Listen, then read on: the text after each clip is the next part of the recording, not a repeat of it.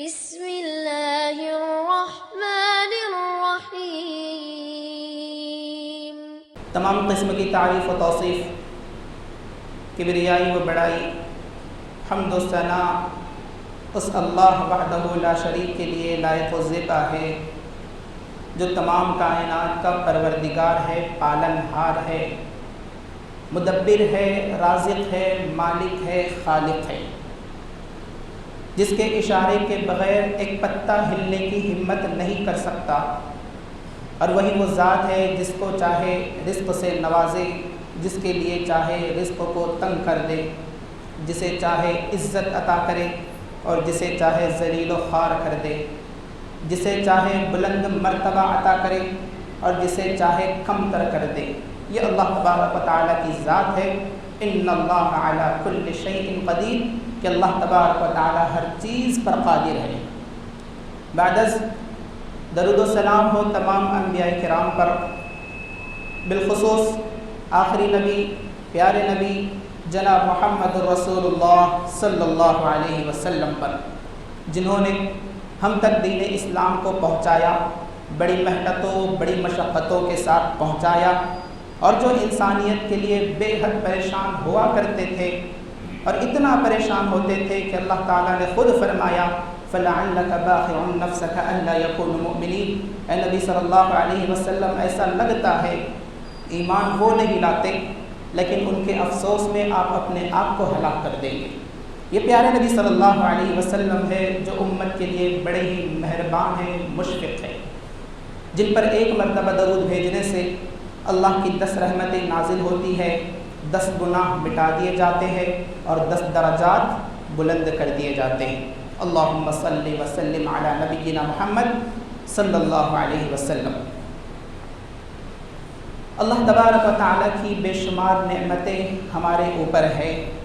اللہ تعالیٰ نے کئی نعمتوں سے ہمیں نوازا ہے، اور نعمتوں کی شکر گزاری، نعمتوں کی قدردانی اسی وقت ہو سکتی ہے جب ہم اللہ تبارک و تعالیٰ کی نعمتوں کا صحیح استعمال کریں گے، اور اللہ تبارک و تعالیٰ کا احسان مانتے ہوئے، شکر ادا کرتے ہوئے اللہ تبارک و تعالیٰ کی عبادت کریں گے، خیر کے کاموں میں بڑھ چڑھ کر حصہ لیں گے، پیارے نبی صلی اللہ علیہ وسلم کی سنتوں پر عمل کریں گے۔ یہ اللہ تبارک و تعالیٰ کا شکر ادا کرنا ہے، یعنی عبادتوں کے ذریعے، اطاعتوں کے ذریعے اللہ تعالیٰ کا شکر ادا کیا جاتا ہے۔ دلیل کیا ہے؟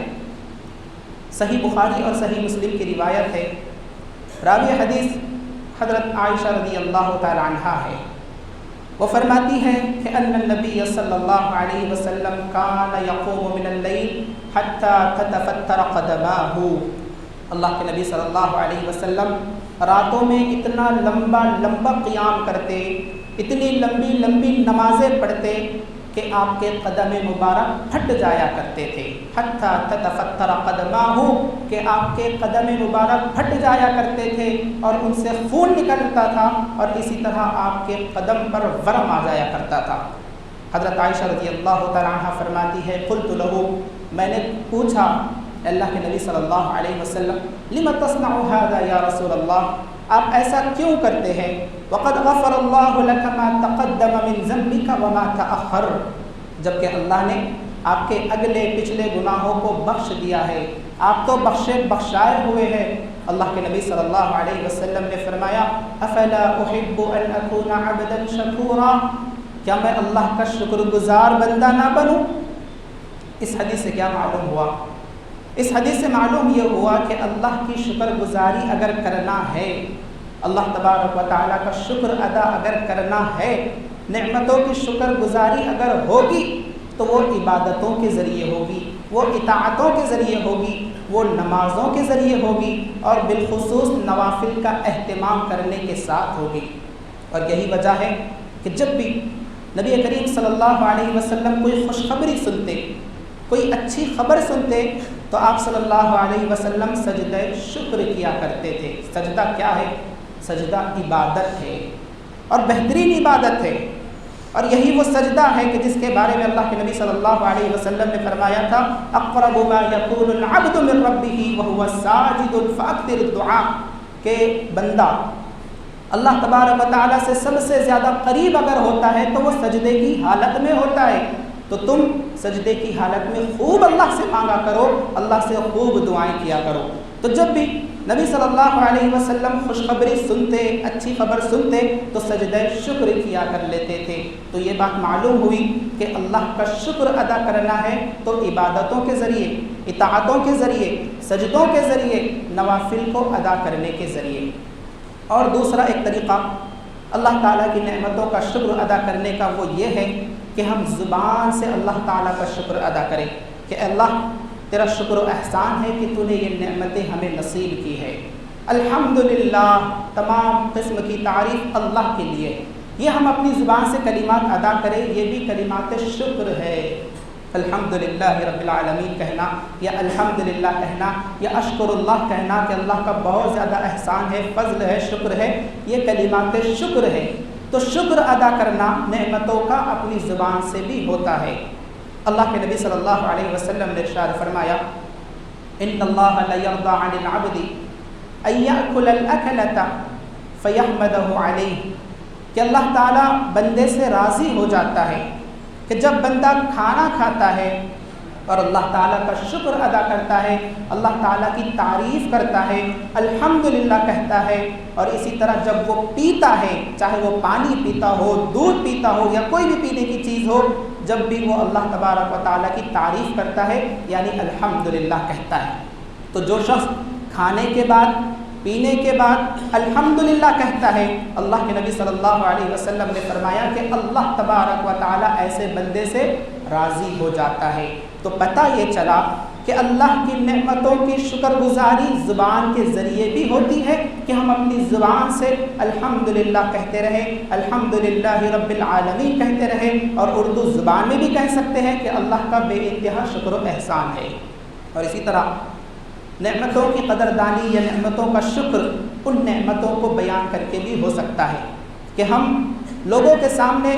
نعمتوں کو بیان کر سکتے ہیں کہ اللہ کا شکر ہے، اللہ کا احسان ہے، اللہ کا فضل ہے کہ اللہ تعالیٰ نے یہ نعمتیں ہمیں عطا کی ہے، یہ نعمتیں ہمیں عطا کی ہے، اور یہ اللہ تعالیٰ کا شکر ہے۔ نعمتوں کو بیان کرنا یہ بھی اللہ تعالیٰ کی نعمتوں کا شکر ادا کرنا ہے۔ جس مہینے سے ہم گزر رہے ہیں اور جس کے 20 روزے تقریباً پورے ہو چکے ہیں وہ ہے ماہ رمضان، اور ماہ رمضان بھی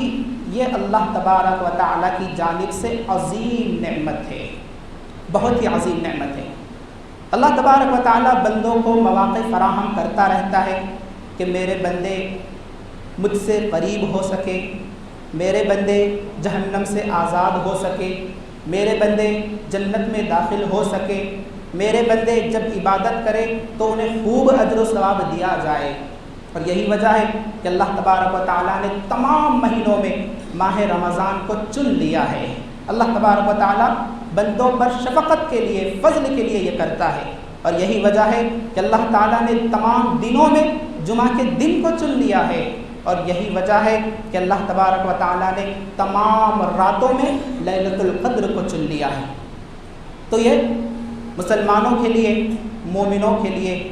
بہت ہی اہم موقع ہے، سنہرا موقع ہے کہ وہ اپنے آپ کو ان مہینوں میں، ان دنوں میں، ان راتوں میں اپنے آپ کو جہنم سے آزاد کر دے،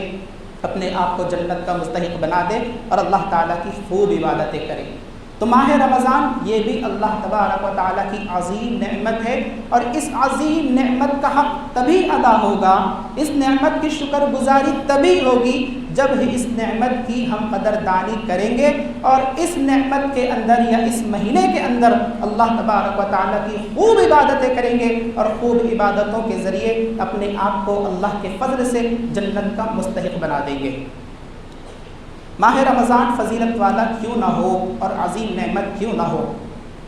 طلحہ بن عبید اللہ رضی اللہ تعالیٰ عنہ فرماتے ہیں، امام ابن ماجہ رحمہ اللہ نے اس حدیث کو روایت کیا ہے کہ دو لوگ ایک وقت میں نبی کریم صلی اللہ علیہ وسلم کی خدمت میں حاضر ہوتے ہیں، اور بیک وقت آپ صلی اللہ علیہ وسلم کے پاس اسلام قبول کر لیتے ہیں۔ طلحہ بن عبید اللہ رضی اللہ تعالیٰ عنہ فرماتے ہیں کہ اس کے بعد ان دونوں نے اسلام قبول کر لیا، اور اس کے بعد ایک شخص بہت زیادہ عبادت کیا کرتا تھا، عبادت گزار تھا، جبکہ اور وہی شخص شہید بھی ہو گیا، اسے شہادت والی موت نصیب ہوئی، جبکہ دوسرا شخص اس آدمی کے مقابلے میں کم عبادت گزار تھا اور 1 سال کے بعد اس کا انتقال ہوا اور اس کی موت شہادت کی موت نہیں تھی بلکہ عام موت وہ مرا۔ طلحہ بن عبید اللہ رضی اللہ تعالیٰ عنہ فرماتے ہیں کہ میں نے خواب میں دیکھا کہ اس شہید سے پہلے، اس عبادت گزار سے پہلے وہ شخص جنت میں داخل ہوتا ہے جو کہ فطری موت مرا اور جو کہ بہت زیادہ عبادت گزار بھی نہیں تھا، وہ سب سے پہلے جنت میں داخل ہوتا ہے۔ جب صبح ہوئی میں نے لوگوں سے اپنا خواب بیان کیا تو لوگوں نے بڑا ہی تعجب کیا۔ اللہ کے نبی صلی اللہ علیہ وسلم نے فرمایا کیا ایسا نہیں ہے کہ وہ اس آدمی کے 1 سال بعد تک زندہ رہا اور اس کے زمانے میں، اس کی زندگی میں رمضان کا مہینہ آیا اور اس نے رمضان کے روزے رکھے، سال بھر کی نمازیں پڑھی۔ اللہ کے نبی صلی اللہ علیہ وسلم نے فرمایا کہ رمضان کا مہینہ آنے کی وجہ سے، رمضان کے روزے رکھنے کی وجہ سے، سال بھر کی نمازیں پڑھنے کی وجہ سے ان دونوں کے درمیان جنت میں اتنا ہی فاصلہ ہے جتنا کہ آسمان اور زمین کے درمیان ہے۔ سبحان اللہ! اس حدیث پر غور کریں کہ رمضان المبارک کا مہینہ کتنی عظیم نعمت ہے کہ 2 لوگ ایک ہی وقت میں اسلام قبول کرتے ہیں اور ایک شخص شہادت کی موت اسے ملتی ہے، بہت زیادہ عبادت گزار وہ تھا، اور دوسرا شخص شہید بھی نہیں تھا، بہت زیادہ عبادت گزار بھی نہیں تھا، لیکن وہ 1 سال بعد تک زندہ رہا اور اس کی زندگی میں رمضان المبارک کا مہینہ آیا، اور اس رمضان المبارک مہینے کی بدولت، اس میں روزے رکھنے کی بدولت، سال بھر کی نمازیں پڑھنے کی بدولت وہ جنت میں سب سے پہلے داخل ہوتا ہے، شہید سے بھی پہلے جنت میں داخل ہوتا ہے۔ یہ رمضان المبارک کا مہینہ ہے جو کہ بہت ہی عظیم نعمت ہے اور سنہرا موقع ہے اپنے آپ کو جنت کا مستحق بنانے کا۔ کیوں نہ ہو، یہی وہ مہینہ ہے جس میں اللہ تبارک و تعالیٰ بکثرت بندوں کو جہنم سے آزاد کرتا ہے تاکہ میرے بندے جنت کے مستحق بن سکے۔ جابر بن عبداللہ رضی اللہ تعالیٰ عنہ راوی حدیث ہے، اللہ کے نبی صلی اللہ علیہ وسلم نے ارشاد فرمایا ان للہ تعالی عند کل فطر عتقاء من النار وذلك فی کل لیلہ، کہ اللہ تبارک و تعالی ہر افطار کے وقت بندوں کو جہنم سے آزاد کرتا ہے اور ایسا ہر رات کو کرتا ہے۔ سبحان اللہ! اور ایک حدیث میں آتا ہے اللہ کے نبی صلی اللہ علیہ وسلم نے ارشاد فرمایا وَلِلَّهِ عُتَقَاءُ مِنَ النَّارِ وَذَلِكَ فِي كُلِّ لَيْلَةٍ، کہ رمضان میں اللہ تبارک و تعالی ہر رات بندوں کو جہنم سے آزاد کرتا ہے، اور جہنم سے آزادی گویا کہ جنت کا مستحق بن جانا، اور یہی حقیقت میں سب سے بہترین کامیابی ہے۔ اسی کو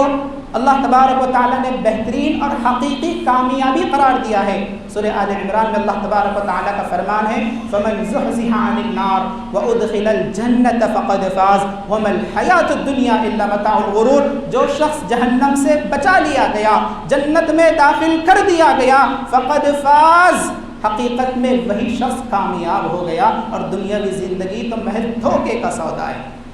تو یہی وہ رمضان کا مہینہ ہے جو عظیم نعمت ہے اس اعتبار سے بھی کہ اس مہینے میں اللہ تبارک و تعالی لوگوں کو بکثرت جہنم سے آزاد کرتا ہے۔ اس مہینے میں کئی اعمال ہیں جو کرنے کے ہیں، جن میں سے ایک عظیم عمل، بہترین عمل، زبردست عمل، فرض عمل جو ہے وہ ہے روزہ۔ 20 روزے تقریباً گزر گئے، بہت سارے لوگ ہم میں سے ایسے ہیں جنہوں نے کوتاہی کی ہوگی،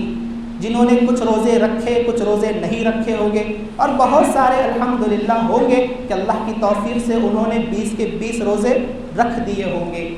جو کوتاہی ہوئی، سستی ہوئی، اس سے اللہ تبارک و تعالیٰ سے معافی مانگے، اللہ تبارک و تعالیٰ کی طرف رجوع کر لے، اور جو روزے باقی رہ گئے ہیں اسے رکھنے کا، مکمل رکھنے کا اعتماد اور ارادہ کر لے، کیونکہ روزہ ایک ایسی عظیم عبادت ہے جو کہ فرض ہے، ساقط نہیں ہے، کسی سے معاف نہیں ہے۔ اللہ تبارک و تعالیٰ کا فرمان ہے یا ایھا الذین آمنوا کتب علیکم الصیام کما کتب علی الذین من قبلکم لعلکم تتقون، کہ اے لوگو جو ایمان لائے ہو، تم پر روزے فرض کیے گئے ہیں جیسا کہ تم سے پہلے والوں پر فرض کیے گئے تھے۔ کیوں؟ लअल्लकुम तत्तक़ून, ताकि तुम तक़वा इख्तियार करो। फमन शहिद मिनकुम अश-शहर फलयसुम, जो रमज़ान का महीना पाले उसे चाहिए कि वो रोज़ा रखे। और बुखारी और मुस्लिम की रिवायत है, इब्न उमर रज़ी अल्लाह तआला अन्हुमा रावी हदीस है, प्यारे नबी सल्लल्लाहु अलैहि वसल्लम फरमाते हैं, बुनियल इस्लामु अला खम्सिन शहादती अल्ला इलाहा इल्लल्लाह व अन्ना मुहम्मदर रसूलुल्लाह व इकामिस सलाह व ईताइज़ ज़का वल हज व सौम रमज़ान, कि इस्लाम की बुनियाद 5 चीज़ों पर है। इस्लाम की बुनियाद 5 चीज़ों पर है। शहादतैन की गवाही देना, इस बात की गवाही देना कि अल्लाह के अलावा कोई हकीकी माबूद नहीं है, मोहम्मद सल्लल्लाहु अलैहि वसल्लम अल्लाह के बंदे और उसके रसूल हैं। नमाज कायम करना, ज़कात अदा करना, हज करना और रमज़ान के रोज़े रखना। तो इन तमाम अहादीस से, रिवायतों से, आयतों से पता ये चला कि रमज़ान के रोज़े रखना फ़र्ज़ है, साक़ित नहीं है, और इनकी बहुत ज़्यादा फ़जीलत भी है। रमज़ान के रोज़ों की फ़जीलत इस एतबार से कि अबू हुरैरा रज़ियल्लाहु तआला अन्हु रावी हदीस है, बुखारी और मुस्लिम की रिवायत है, अल्लाह के नबी सल्लल्लाहु अलैहि वसल्लम ने इरशाद फरमाया, मन साम रमज़ान ईमानन व इहतिसाबन गुफ़िर लहु मा तक़द्दम मिन ज़ंबि, जिसने रमज़ान के रोज़े रखे ईमान के साथ, एहतिसाब के साथ, उसके पिछले गुनाह मुआफ़ कर दिए जाते हैं। ईमान और एहतिसाब का मतलब ये है कि इखलास नीयत के साथ, अच्छी नीयत के साथ, अजर व सवाब को हासिल करने के लिए ईमान के साथ खुशी खुशी रोज़े रखना, बोझ समझकर नहीं रखना। अगर कोई शख्स ऐसा रोज़ा रखता है तो अल्लाह तबारक व तआला उसके पिछले गुनाहों को मुआफ़ कर देता है। और यही रमज़ान के रोज़े हैं कि जिनकी फ़जीलत ये है कि अल्लाह के नबी सल्लल्लाहु अलैहि वसल्लम ने इरशाद फरमाया कि रमज़ान का रोज़ा रखना बड़ा ही अजीम नेमत का बाइस है। और इसी तरह अल्लाह के नबी सल्लल्लाहु अलैहि वसल्लम ने फरमाया कि जो रोज़ेदार होता है और रोज़ेदार के मुंह की जो बू होती है वो अल्लाह के नज़दीक मुश्क की खुशबू और कस्तूरी से भी ज़्यादा महबूब और पसंदीदा है। ये रोज़े की फ़जीलत है और ये रोज़ेदारों की फ़जीलत है। सही बुखारी और सही मुस्लिम की रिवायत है, अल्लाह के नबी सल्लल्लाहु अलैहि वसल्लम ने इरशाद फरमाया, वल्लज़ी नफ्सु मुहम्मदिन बियदिही, कि कसम है उस ज़ात की जिसके हाथ में मोहम्मद की जान है सल्लल्लाहु अलैहि वसल्लम, लखलूफु फमिस्साइमी अत्यबु इंदल्लाह मिन रिहिल मिस्की, कि रोज़ेदार की मुँह की बू अल्लाह के नज़दीक कस्तूरी की खुशबू से भी ज़्यादा महबूब है, पसंदीदा है, बेहतर है। ये रोज़ेदार की फ़जीलत है। और यही नहीं, रोज़े की फ़जीलत ये है कि अल्लाह तबारक व तआला ने इरशाद फरमाया, हदीस क़ुदसी है कि अस्सौमु ली व अना अजज़ी बिह, कि रोज़ा मेरे लिए है और मैं ही उसका बदला देने वाला हूँ। रोज़े जैसा कोई अमल नहीं है, रोज़े के बराबर कोई अमल नहीं है। अबू उमामा अल-बाहिली रज़ियल्लाहु तआला अन्हु फरमाते हैं कि मैं एक मरतबा नबी करीम सल्लल्लाहु अलैहि वसल्लम की खिदमत में हाजिर हुआ और मैंने कहा, अल्लाह के नबी सल्लल्लाहु अलैहि वसल्लम, मुझे कोई हुक्म दे जिस पर मैं अमल करूं। और एक रिवायत में है कि कोई ऐसा काम बतलाए जिसकी वजह से मैं नफ़ा पाऊं, अल्लाह मुझे नफ़ा दे। और एक रिवायत में है कि अल्लाह के नबी सल्लल्लाहु अलैहि वसल्लम कोई ऐसा अमल बतलाए जो मुझे जन्नत में दाखिल कर दे। अल्लाह के नबी सल्लल्लाहु अलैहि वसल्लम ने फरमाया, अलैका बिस्सियाम फइन्नहु ला इदला लह, रोज़ा रखा करो क्योंकि रोज़े जैसा, रोज़े के बराबर कोई अमल नहीं है। सुभान अल्लाह, रोज़ा वही है जो जन्नत में दाखिल करने वाला है। रोज़ा वही है कि उसके जैसा, उसके बराबर कोई अमल नहीं है। ख्वाहिशात को दूर करने में, शहवतों को ख़त्म करने में, नफ्से अम्मारा और शैतान का मुकाबला करने में, अजर सवाब को पाने में रोज़े जैसा कोई अमल नहीं है, रोज़े के बराबर कोई अमल नहीं है। और रोज़े का अमल इतना अजीम अमल है कि कल क़यामत के दिन जब रोज़ेदार अल्लाह तबारक व तआला से मुलाकात करेगा तो वो बेइंतहा खुश हो जाएगा। सही बुखारी सही मुस्लिम की रिवायत है, अल्लाह के नबी सल्लल्लाहु अलैहि वसल्लम ने इरशाद फरमाया, लिस्साइमी फरहतान यफरहुहुमा इज़ा अफ्तर फरिहा व इज़ा लक़िया रब्बहु फरिहा बिसौमिही। अल्लाह के नबी सल्लल्लाहु अलैहि वसल्लम ने फरमाया कि रोज़ेदार के लिए 2 खुशियाँ होती है। रोज़ेदार के लिए 2 खुशियाँ होती है। एक, इफ्तार के वक्त जब रोज़ेदार इफ्तार के लिए बैठता है, इफ्तार करने के लिए बैठता है तो वो खुशी अपने दिल में महसूस करता है, वो और अजीब ही खुशी होती है। اللہ کے نبی صلی اللہ علیہ وسلم فرمایا روزے دار کے لیے دو خوشیاں ہیں، ایک ہے افطار کے وقت اور دوسری خوشی جب وہ اللہ تبارک و تعالیٰ سے ملاقات کرے گا تو روزے کا اجر و ثواب دیکھ کر وہ خوش ہو جائے گا۔ یہ روزے کا اجر و ثواب ہے۔ اور یہی نہیں، اگر کوئی شخص روزے کی حالت میں فوت ہو جاتا ہے، مر جاتا ہے، تو ایسے شخص کا ٹھکانہ جنت ہے۔ حذیفہ رضی اللہ تعالیٰ عنہ راوی حدیث ہے، مسند احمد کی روایت ہے، اللہ کے نبی صلی اللہ علیہ وسلم نے ارشاد فرمایا من قال لا الہ الا اللہ ابتغاء وجہ اللہ ختم له بها دخل الجنہ، جس نے لا الہ الا اللہ کہا اللہ کو راضی کرنے کے لیے، اللہ کو خوش کرنے کے لیے، اللہ کی خوشنودی حاصل کرنے کے لیے، اور اسی پر اس کی موت آ گئی، دخل الجنہ، وہ سیدھا جنت میں داخل ہو گیا۔ ومن صام یوما ابتغاء وجہ اللہ ختم له بها دخل الجنہ، اور جس نے ایک روزہ رکھا، صرف ایک روزہ رکھا اللہ کی رضا کے لیے، اللہ کو خوش کرنے کے لیے، اللہ کی خوشنودی حاصل کرنے کے لیے، ریاکاری کے لیے نہیں، دکھاوے کے لیے نہیں، بڑائی کے لیے نہیں، تعریف سننے کے لیے نہیں، بلکہ اللہ کے لیے ایک روزہ رکھا اور روزے کی حالت میں اسے موت آ گئی، دخل الجنہ، وہ بھی سیدھا جنت میں داخل ہو گیا۔ آگے اللہ کے نبی صلی اللہ علیہ وسلم فرماتے ہیں وَمَن تَصَدَّقَ بِصَدَقَةٍ ابتغاء وجہ اللہ ختم له بها دخل الجنہ، جس نے اللہ کی راہ میں صدقہ کیا، صدقہ کرتے کرتے اس کی موت آ گئی، سیدھا جنت میں داخل ہو گیا۔ سبحان اللہ۔ پتہ یہ چلا کہ روزے کی حالت میں موت یہ جنت میں داخلے کا سبب ہے، اللہ کے فضل سے، اللہ کے کرم سے، اللہ کے حکم سے۔ ابو ہریرہ رضی اللہ تعالیٰ عنہ فرماتے ہیں، صحیح بخاری صحیح مسلم کی روایت ہے کہ ایک دیہاتی نبی کریم صلی اللہ علیہ وسلم کی خدمت میں حاضر ہوا اور کہنے لگا اللہ کے نبی صلی اللہ علیہ وسلم مجھے کوئی ایسا عمل بتلائیں کہ جس پر میں عمل کروں جنت میں داخل ہو جاؤں، کوئی ایسا عمل بتلائیں کہ جس پر میں عمل کروں جنت میں داخل ہو جاؤں۔ پیارے نبی صلی اللہ علیہ وسلم نے ارشاد فرمایا تعبد اللہ لا تشرک به شیئا وتقیم الصلاة المفروضہ وتؤدی الزکاة المفروضہ وتصوم رمضان، کہ اللہ کے ساتھ کسی کو شریک نہ کرو،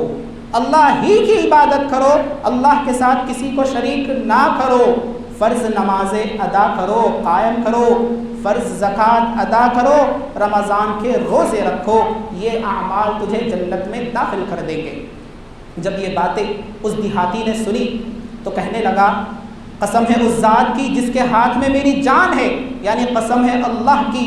نہ تو میں ان چیزوں سے کم کروں گا نہ میں ان چیزوں سے زیادہ کروں گا، اور یہ کہہ کر وہ وہاں سے چلا گیا۔ اللہ کے نبی صلی اللہ علیہ وسلم نے اپنے ارد گرد صحابہ سے خطاب کر کے فرمایا من سرہ ان ينظر الى رجل من اہل الجنہ فلینظر الى هذا، جو شخص چاہتا ہے کہ جنتی آدمی کو اس دنیا میں دیکھے، کسی جنتی کو دنیا میں چلتا پھرتا دیکھے تو وہ اس دیہاتی کو دیکھ لے، وہ اس شخص کو دیکھ لے۔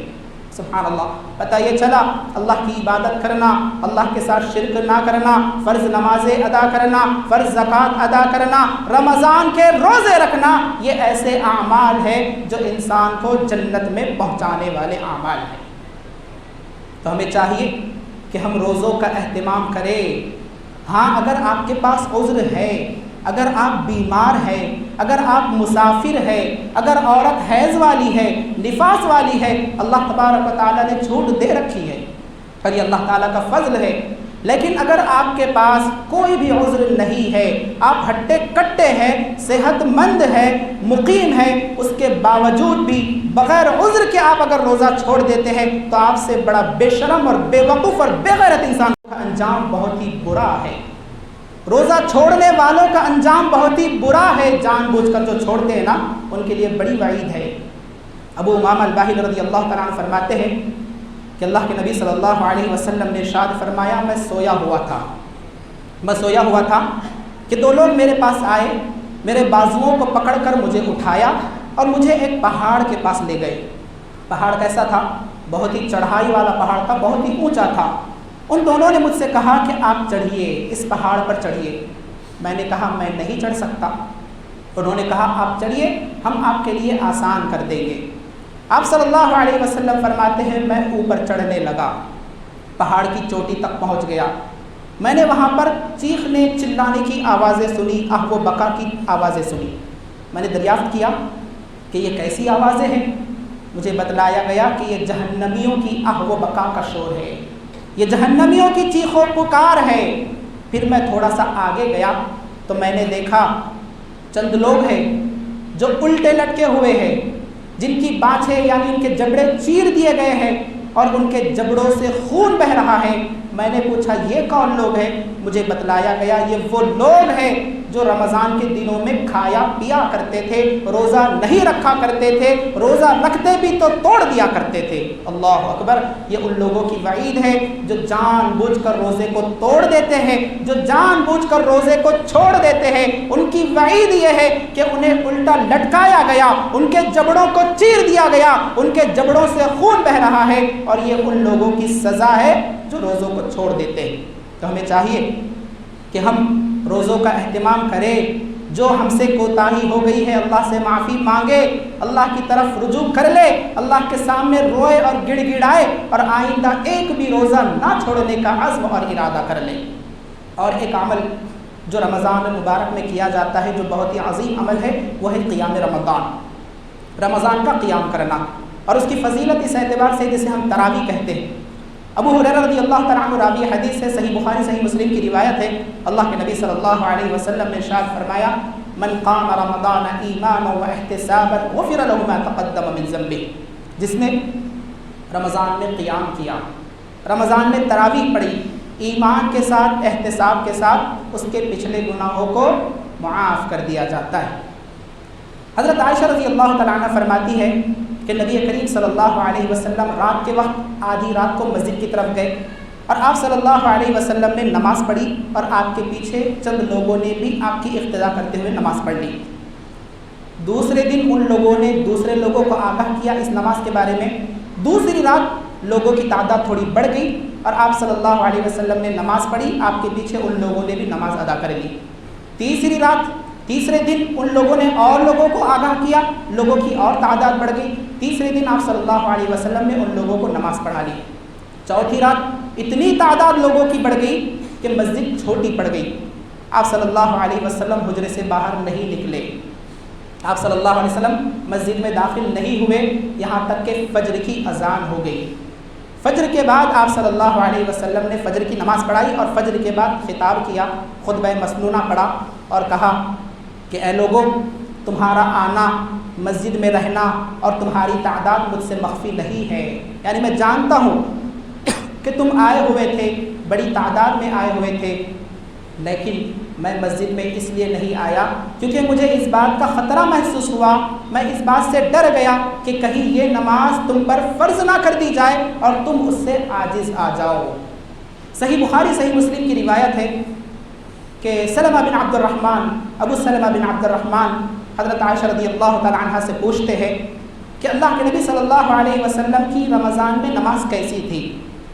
حضرت عائشہ رضی اللہ تعالیٰ عنہ فرماتی ہے کہ آپ صلی اللہ علیہ وسلم رمضان میں اور غیر رمضان میں 11 رکعت سے زیادہ نہیں پڑھا کرتے تھے۔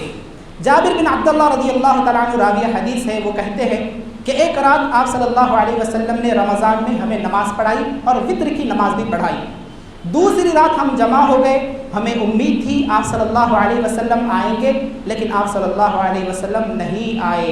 ہم نے آپ سے پوچھا، آپ صلی اللہ علیہ وسلم نے فرمایا مجھے اس بات کا ڈر ہوا کہ کہیں تم پر وطر کی نماز فرض نہ ہو جائے۔ اور موطا امام مالک کی روایت ہے کہ عمر بن خطاب رضی اللہ تعالیٰ عنہ نے ابی بن کعب اور تمیم داری رضی اللہ عنہما کو حکم دیا کہ وہ لوگوں کو 11 رکعات پڑھائے۔ یہ تمام روایتیں جو آپ کے سامنے ابھی بیان کی گئی ہے وہ قیام رمضان پر دلالت کرتی ہے، یعنی رمضان کی تراویح پر دلالت کرتی ہے، اور اسی طرح اس کی فضیلت پر بھی دلالت کرتی ہے کہ جو شخص رمضان میں تراویح پڑھے گا، قیام کرے گا، ایمان اور احتساب کے ساتھ پڑھے گا تو اس کے پچھلے گناہوں کو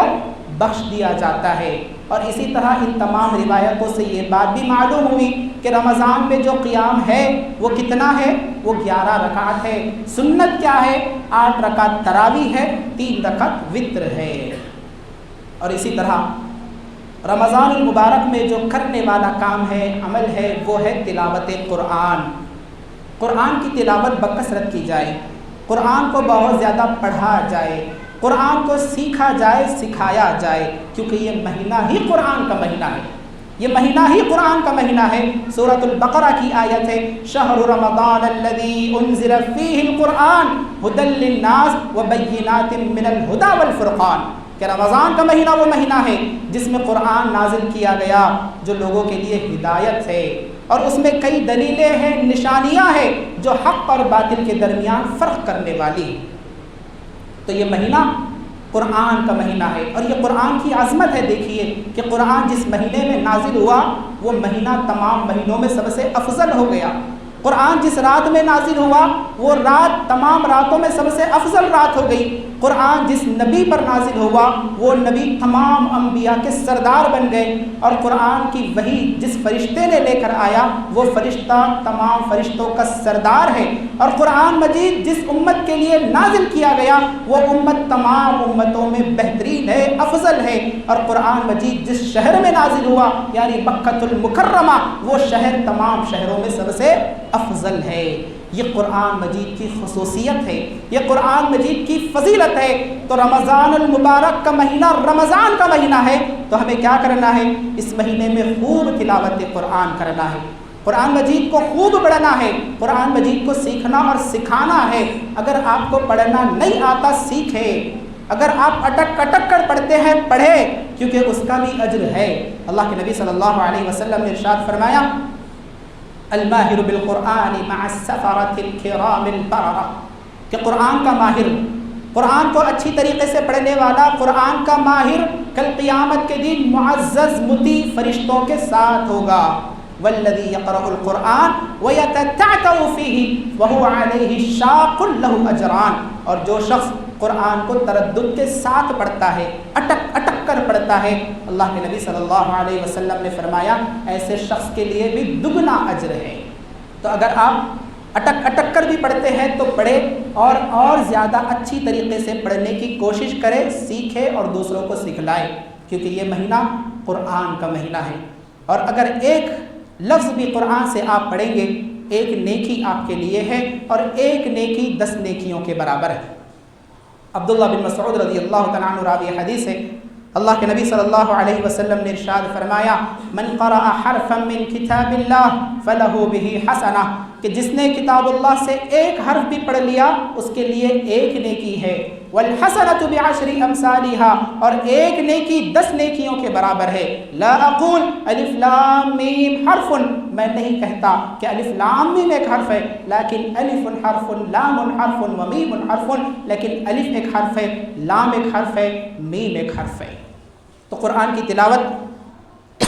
کرنا چاہیے، اور قرآن کو سیکھنا اور سکھلانا چاہیے، کیونکہ یہ ایسی محفلیں ہوتی ہیں کہ جسے فرشتے گھیر لیتے ہیں، اللہ کی جانب سے سکینت اور اطمینان نازل ہوتی ہے۔ اللہ کے نبی صلی اللہ علیہ وسلم کا فرمان ہے مجتمع قوم فی بیت من بیوت اللہ یتلون کتاب اللہ ویتدارسونہ بینہم الا نزلت علیہم السکینہ، کہ چند لوگ مل کر اکٹھے ہو کر کسی مسجد میں اگر کتاب اللہ کی تلاوت کرتے ہیں، قرآن کو سیکھتے اور سکھلاتے ہیں، الا نزلت علیہم السکینہ، ان پر اللہ کی جانب سے سکینت اور اطمینان نازل ہو جاتا ہے۔ وحفتہم الملائکہ، اور فرشتے انہیں گھیر لیتے ہیں، وغشیتہم الرحمہ، اور اللہ کی رحمت انہیں ڈھانپ لیتی ہے، وذکرہم اللہ فی من عندہ، اور اللہ تبارک و تعالی ایسے لوگوں کا تذکرہ فرشتوں کی محفل میں کرتا ہے۔ سبحان اللہ۔ اور اسی طرح رمضان المبارک میں جو کرنے والے اعمال میں سے ایک عمل ہے وہ یہ ہے بالخصوص آخری عشرے میں کہ ہم لیلۃ القدر کو تلاش کریں۔ لیلۃ القدر یہ عظیم رات ہے جو 1000 مہینوں سے بھی افضل ہے۔ انا انزلناہ فی لیلۃ القدر وما ادراک ما لیلۃ القدر لیلۃ القدر خیر من الف شہر، کہ لیلۃ القدر 1000 مہینوں سے افضل رات ہے۔ انس بن مالک رضی اللہ تعالیٰ عنہ فرماتے ہیں کہ جب رمضان کا مہینہ آیا، اللہ کے نبی صلی اللہ علیہ وسلم نے لوگوں سے خطاب کیا اور کہا ان ھذا الشہر قد حضرکم، کہ یہ رمضان کا مہینہ تمہارے پاس آ چکا ہے، رمضان کا مہینہ تمہارے پاس آ چکا ہے۔ وفیہ لیلۃ خیر من الف شہر، اور اس میں ایک رات ہے جو 1000 مہینوں سے افضل رات ہے۔ تو اس رات میں بہت زیادہ فضیلت ہے، عبادتوں کی فضیلت ہے، فرشتے نازل ہوتے ہیں۔ تو اس مہینے میں آخری عشرے میں ایک مومن کے لیے لازم ہے، ضروری ہے کہ وہ لیلۃ القدر کو تلاش کرے۔ آپ صلی اللہ علیہ وسلم اسی آخری عشرے میں اپنی تہبند کو باندھ لیا کرتے تھے، یعنی کمر بستہ ہو جایا کرتے تھے، خود بھی جاگتے تھے اور اپنے گھر والوں کو بھی جگاتے تھے۔ اور ایک حدیث میں ہے، حضرت عائشہ رضی اللہ تعالیٰ عنہ فرماتی ہے کہ آخری عشرے میں آپ صلی اللہ علیہ وسلم دوسرے دنوں کے مقابلے اس مہینے کے آخری عشرے میں بہت زیادہ محنت کرتے تھے، یعنی عبادتوں میں بہت زیادہ محنت کیا کرتے تھے۔ اور اسی طرح اس مہینے میں جو عمل کرنے کا ہے وہ یہ ہے کہ اللہ کی راہ میں صدقہ و خیرات کیا کرے، اللہ کی راہ میں اپنا مال قربان کیا کرے۔ اللہ کی راہ میں خرچ کرنا اس مہینے میں یہ بہت ہی عظیم کام ہے، اور اسی طرح زیادہ اجر و ثواب کا کام ہے۔ اللہ کے نبی صلی اللہ علیہ وسلم نے ارشاد فرمایا کہ اللہ تبارک و تعالی فرماتا ہے انفق علیک، کہ خرچ کرو تم پر بھی خرچ کیا جائے گا۔ رمضان المبارک کے مہینے میں ہمیں صدقہ و خیرات کرنا چاہیے۔ ابو ہریرہ رضی اللہ تعالیٰ عنہ راوی حدیث ہے، صحیح بخاری اور صحیح مسلم کی روایت ہے، اللہ کے نبی صلی اللہ علیہ وسلم نے ارشاد فرمایا کہ ہر دن صبح کو 2 فرشتے نازل ہوتے ہیں، اور ان میں سے ایک فرشتہ دعا کرتا ہے اور ایک فرشتہ بد دعا کرتا ہے۔ دعا کرنے والا فرشتہ کہتا ہے اے اللہ تیری راہ میں خرچ کرنے والے کو مزید عطا فرما، اور بد دعا کرنے والا فرشتہ کہتا ہے اے اللہ تیری راہ میں خرچ نہ کرنے والے، اپنے مال کو روکنے والے کے مال کو تباہ و برباد کر دے۔ اور وہی وہ شخص ہے جو دن اور رات اللہ کی راہ میں مال کو خرچ کرتا ہے، صدقہ و خیرات کرتا ہے۔ اللہ کے نبی صلی اللہ علیہ وسلم نے فرمایا کہ ایسا آدمی، ایسا شخص قابل رشک ہے۔ حدیث ہے، اللہ کے نبی صلی اللہ علیہ وسلم کا ارشاد ہے لا حسد الا فی اثنتین، کہ قابل رشک صرف 2 ہی لوگ ہیں، رجل آتاہ اللہ القرآن فہو یقوم به آناء اللیل و آناء النہار، ایک ہے آدمی جو قرآن مجید کو پڑھتا ہے، جسے اللہ تعالیٰ نے قرآن مجید عطا کیا ہے، وہ قرآن کو دن اور رات پڑھتا ہے، راتوں میں اٹھ کر قیام اللیل کرتا ہے، اور قیام اللیل میں قرآن مجید کی تلاوت کرتا ہے۔ اللہ کے نبی صلی اللہ علیہ وسلم نے فرمایا کہ یہ اتنا عظیم انسان ہے، اتنا بہترین انسان ہے کہ تم اس پر رشک کرو کہ اے اللہ مجھے بھی یہ چیز عطا کر دے۔ دوسرا آدمی، اللہ کے نبی صلی اللہ علیہ وسلم نے فرمایا رجل آتاہ اللہ مالا فہو ينفقه آناء اللیل و آناء النہار، ایسا آدمی جسے اللہ نے مال عطا کیا ہے اور وہ اپنے مال کو اللہ کی راہ میں دن اور رات خرچ کرتا رہتا ہے۔ اللہ کے نبی صلی اللہ علیہ وسلم نے فرمایا کہ یہ بھی اتنا عظیم انسان ہے کہ یہ بھی قابل رشک ہے، تم بھی اس پر رشک کرو۔ اللہ کی راہ میں مال خرچ کرنا یہ بہت ہی عظیم ہے اور فضیلت کا باعث ہے، اور بالخصوص صدقہ چھپا کر دینا، لوگوں کی نظروں سے اوجھل دینا، یہ اور بھی زیادہ فضیلت کا باعث ہے۔ اور یہی وجہ ہے کہ اللہ کے نبی صلی اللہ علیہ وسلم نے ارشاد فرمایا کہ صدقۃ السر، کہ چھپا کر صدقہ دینا یہ قبر کی گرمی کو بجھا دیتا ہے، ختم کر دیتا ہے۔ اور وہ حدیث جس میں 7 خوش نصیب افراد کا ذکر کیا گیا، ان میں سے ایک شخص وہ بھی ہے رجل تصدق بصدقۃ فاخفاها حتى لا تعلم شماله ما تنفق يمينه، کہ ایسا آدمی بھی کل قیامت کے دن عرش کے سائے میں ہوگا جس نے اللہ کی راہ میں صدقہ کیا، اللہ کی راہ میں مال خرچ کیا، اور اتنا چھپا کر کیا کہ اس کے بائیں ہاتھ کو بھی نہیں پتا کہ اس کے دائیں ہاتھ نے کیا خرچ کیا ہے۔ تو ہم جو بھی خرچ کریں اللہ کی رضا کے لیے کریں، ہماری نیت صاف ہو، ہماری نیت اچھی ہو، اور جو بھی ہم خرچ کر رہے ہیں، صدقہ کر رہے ہیں، عمدہ چیز صدقہ کرے، اچھی چیز صدقہ کرے، جو ہم کھاتے ہیں وہ کھلائے، جو ہم پہنتے ہیں وہ پہنائے، جو ہم پیتے ہیں وہ پلائے۔ ایسا نہ ہو کہ گھٹیا چیزیں ہم صدقہ کر رہے ہیں۔ ہم کھا تو رہے ہیں اچھی چیزیں، تازہ چیزیں، لیکن سڑی اور گلی چیزیں لوگوں کو، مسکینوں کو، فقیروں کو، محتاجوں کو ہم دے رہے ہیں۔ ہم پہن رہے ہیں اچھا، لیکن دوسروں کو پرانا اور پھٹا ہوا دے رہے ہیں۔ ایسا نہ ہو، کیونکہ گھٹیا چیز کا صدقہ دینا یہ صدقے کے اجر و ثواب کو ضائع کر دیتا ہے۔ اللہ تبارک و تعالیٰ کا فرمان ہے، سورہ آل عمران کی آیت ہے، لن تنالوا البر حتى تنفقوا مما تحبون، کہ تم نیکی کو ہرگز پہنچ نہیں سکتے جب تک کہ تم وہ چیزیں خرچ نہ کر دو جو تمہیں محبوب ہے، پسندیدہ ہے۔ انس بن مالک رضی اللہ تعالیٰ عنہ فرماتے ہیں کہ جب یہ آیت کریمہ نازل ہوئی، ابو طلحہ رضی اللہ تعالیٰ عنہ انصار میں سب سے زیادہ مالدار انسان تھے، اور ان کے پاس ایک باغ تھا جو کہ بہت ہی زبردست باغ تھا، جس میں نبی کریم صلی اللہ علیہ وسلم جایا کرتے تھے، باغ سے نکلنے والا عمدہ پانی نوش کیا کرتے تھے، وہاں پر بیٹھا کرتے تھے، آرام کیا کرتے تھے۔ ابو طلحہ رضی اللہ تعالیٰ عنہ نے یہ آیت کریمہ سنی، لن تنالوا البر حتى تنفقوا مما تحبون، کہ تم نیکی کو ہرگز پہنچ نہیں سکتے جب تک کہ تم وہ چیزیں خرچ نہ کرو، صدقہ نہ کرو جو تمہیں محبوب ہے، پسندیدہ ہے۔ آپ صلی اللہ علیہ وسلم کے پاس آتے ہیں اور کہتے ہیں، اللہ کے نبی صلی اللہ علیہ وسلم، میں مالدار انسان ہوں، اور سب سے زیادہ محبوب مال اگر مجھے کوئی ہے تو وہ یہی باغ ہے۔ میں نے اللہ کی راہ میں اس باغ کو صدقہ کر دیا ہے، بانٹ دیا ہے، آپ لے لیں، اور جہاں بانٹنا ہے، جہاں تقسیم کرنا ہے کر لے، میں اللہ تبارک و تعالیٰ سے اجر و ثواب کا طلبگار ہوں۔ اللہ کے نبی صلی اللہ علیہ وسلم نے فرمایا، بخیل وَذَلِكَ مَالٌ رَابِحٌ، بہت خوب، یہ تو بہت ہی نفع بخش مال ہے۔ لیکن اللہ کے نبی صلی اللہ علیہ وسلم نے فرمایا کہ اے ابو طلحہ، جو تم کہہ رہے تھے میں نے سن لیا،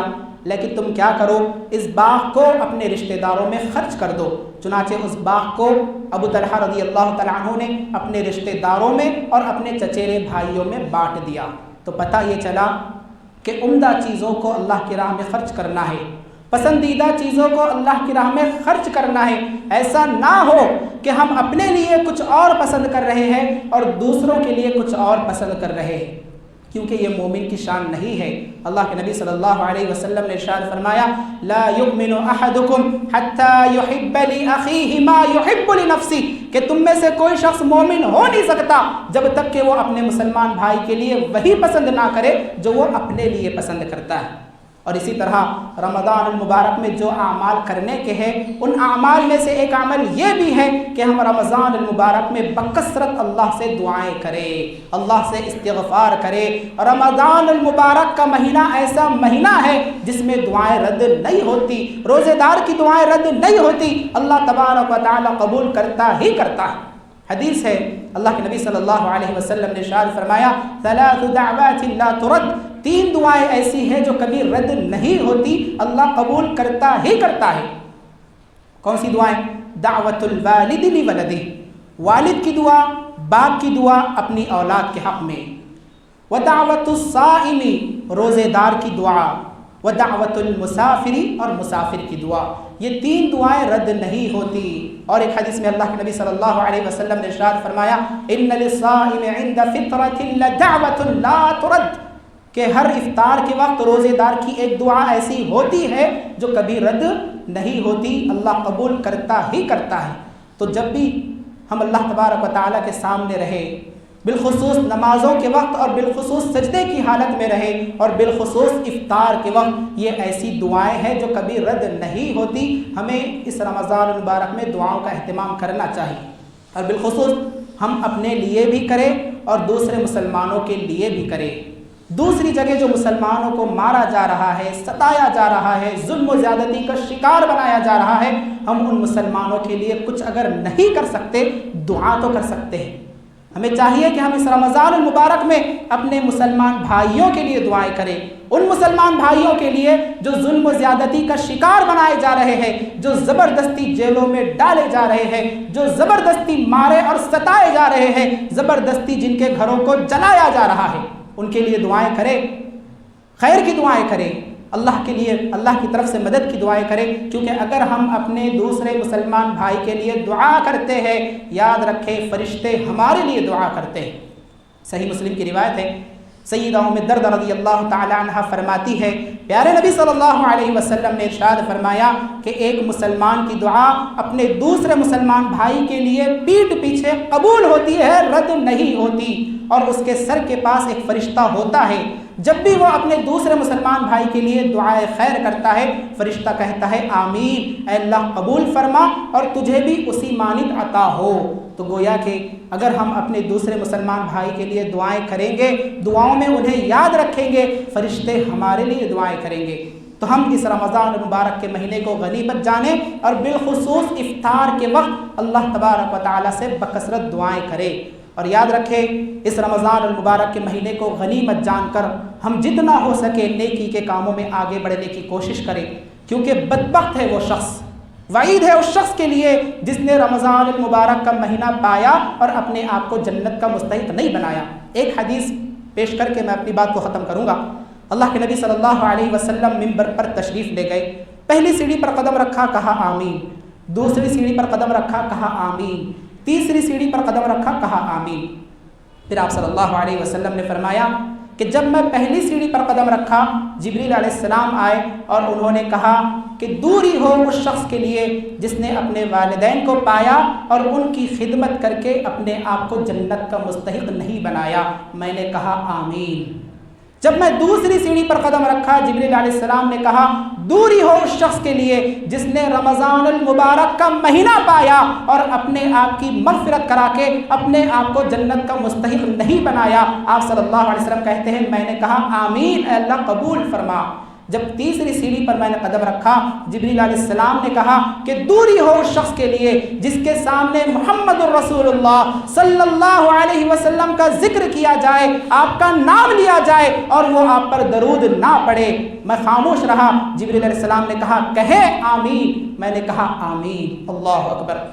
بددعا کون کر رہے ہیں؟ جبریل علیہ السلام، جو کہ فرشتوں کے سردار ہے، تمام فرشتوں میں سب سے افضل ہے، جن کی ذمہ داری وحی کو لانا ہے، اور اس بددعا پر آمین کون کہہ رہے ہیں؟ پیارے نبی، آخری نبی، شافی محشر، ساقی کوثر، جناب محمد الرسول اللہ صلی اللہ علیہ وسلم کہ بربادی ہے اس شخص کے لیے، دوری ہے اس شخص کے لیے جس نے رمضان المبارک کا مہینہ پایا لیکن اپنی مغفرت نہیں کروائی، اپنے آپ کو جنت کا مستحق نہیں بنوایا۔ اللہ سے دعا ہے کہ اللہ تبارک و تعالی ہمیں رمضان المبارک میں خوب عبادتیں کرنے کی توفیق عطا فرمائے، خوب نمازیں پڑھنے کی توفیق عطا فرمائے، اور خوب اللہ کی راہ میں مال خرچ کرنے کی توفیق عطا فرمائے، آمین۔ اے اللہ ہم تمام کو نیک اعمال کرنے کی توفیق عطا فرما، اے اللہ ہم تمام کو بے حیائی اور برائی سے محفوظ فرما، اے اللہ ہم تمام کو جنت الفردوس میں اعلیٰ مقام نصیب فرما، اے اللہ قبر کے عذاب، قبر کی وحشت، قبر کی دہشت سے محفوظ فرما، اے اللہ